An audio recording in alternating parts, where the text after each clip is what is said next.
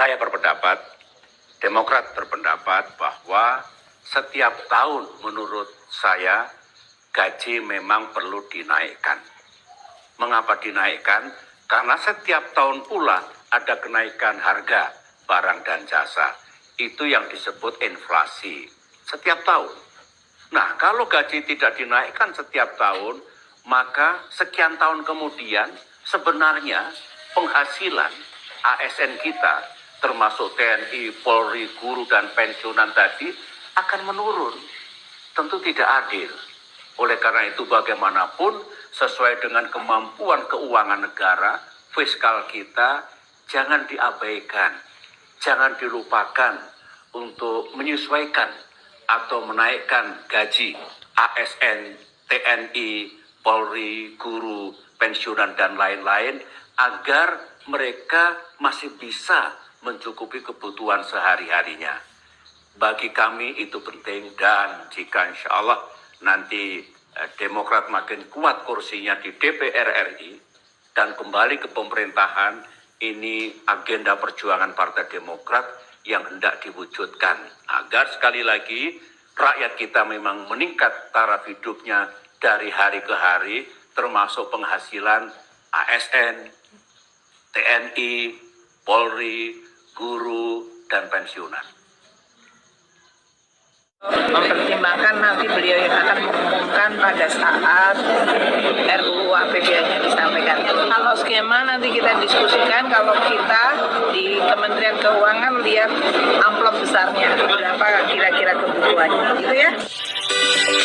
Usulan kenaikan gaji ASN itu disampaikan menyusul rencana pemerintah merombak aturan tunjangan kinerja bagi para PNS karena sekarang pukul rata. Namun, antara struktural fungsional itu monggo Pak Menteri sama Bu Menpan RB. Guru besar itu setara dengan struktural yang mana, fungsional apa, itu monggo. Itu nanti bisa dijelaskan Pak Sekjen atau Pak Menteri.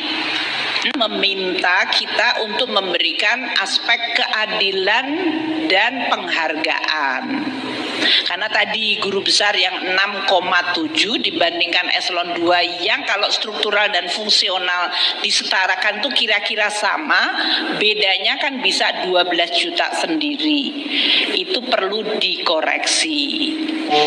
Maka Perpres 19 2025 dilahirkan, dikeluarkan atas instruksi Bapak Presiden Prabowo. Apa isinya dari Perpres 19 2025?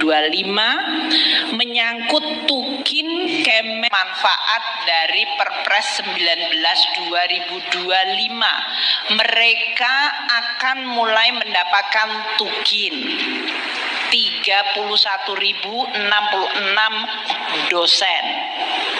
Besarnya sebesar apa? Besarnya sama dengan tukin yang dibayarkan di Kemendikti-Sayentek. Antara struktural fungsional itu monggo Pak Menteri sama Bu Menpan RB. Guru besar itu setara dengan struktural yang mana, fungsional apa, itu monggo. Itu nanti bisa dijelaskan Pak Sekjen atau Pak Menteri. Jadi besaran tunjangan kinerjanya tergantung dari kelas jabatan dari dosen tersebut. Ya. Namun karena dosen itu sudah mendapatkan tunjangan profesi, apabila tunjangan profesinya lebih besar, maka yang dibayarkan adalah tunjangan profesinya. Jadi mereka nggak dapat double dip, nggak dapat dua. Mereka harus milih antara tunjangan profesi atau tukin. Kalau tunjangan profesinya seperti yang tadi saya gambarkan, guru besar cuma dapat 6,7 juta, namun sebetulnya setara dengan eselon 2 yang dapat 19 juta, saya yakin dosennya milih yang tukin. Tapi kalau di jenjang dosen tunjangan profesinya ternyata lebih tinggi dari yang diberikan di Tukin, mereka pasti tetap milih di tunjangan profesi. Tapi mereka tidak dapat dua-duanya, karena memang dosen-dosen yang lain juga nggak dapat dua-duanya. Apakah dapat remunerasi tadi kalau di PTN BLU yang sudah ada remunerasi, atau di tempatnya PTN BH, atau Anda dapat tunjangan profesi. Jadi prinsipnya yang lebih tinggi yang dipilih pastinya, karena ini tujuannya adalah untuk membuat dosen menjadi lebih baik situasinya. Nah, dibayarkannya mulai kapan? Walaupun Perpres ini baru keluar di bulan April, untuk teman-teman dosen 31.066 ini Anda akan dapatnya mulai 1 Januari 2025. Karena nggak ada dosen, makanya nggak ada yang tepuk tangan.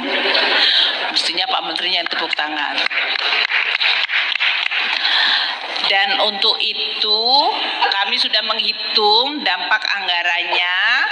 Ini berarti mereka dapat 14 bulan. Kok 14 bulan? Karena 12 bulan Januari sampai Desember plus THR plus gaji 13. Jadi mereka untuk ini adalah akan sama, dapat THR-nya dan gaji ke-13-nya. Sehingga nilainya adalah 2,66 triliun rupiah yang akan kami bayarkan sesudah Bapak Menteri akan mengeluarkan peraturan menteri untuk pelaksanaannya, dan nanti Pak Sekjen dan tim Dikti melakukan juknis terhadap ini. Jadi untuk memberikan konklusi, summary, ringkasannya halaman 7 tolong disampaikan. Ini ya yang akan merupakan treatment kepada dosen. Untuk dosen yang bekerja di PTNBH, mereka dapat gaji pokok, tunjangan melekat, tunjangan profesi plus remunerasi di PTNBH tersebut. Ini tetap, ini tidak ada perubahan. Mereka yang selama ini sudah dapat, ya seperti itu.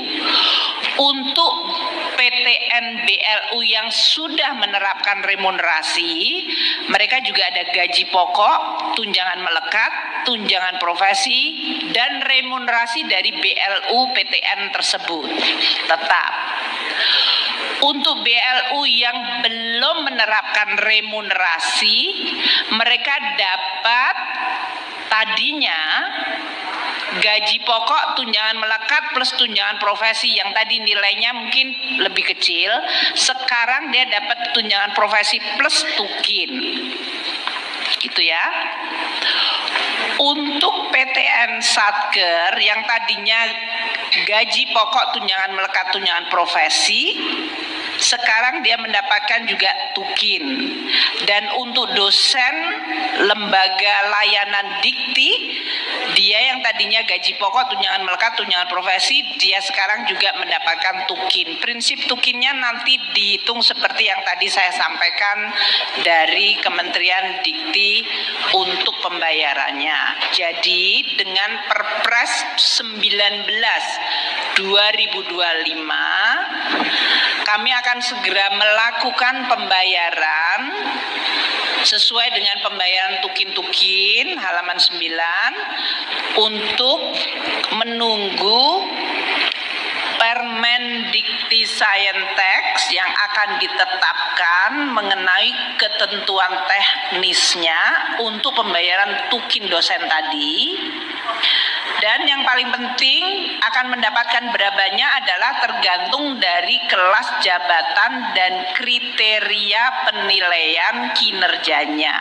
Ini namanya tukin, jadi bukan diberikan hanya karena diberikan, tapi ada kata-kata kinnya itu artinya kinerja. Nah, kinerjanya teman-teman di Kemendikti-Saintek yang akan membuat kriteria bersama kemudian Ibu Menpan RB dan kemudian menetapkan kelas jabatannya, kriteria kinerja, dan dosen masuk dalam kelas yang mana, itulah yang akan didapatkan sebagai tukin mereka.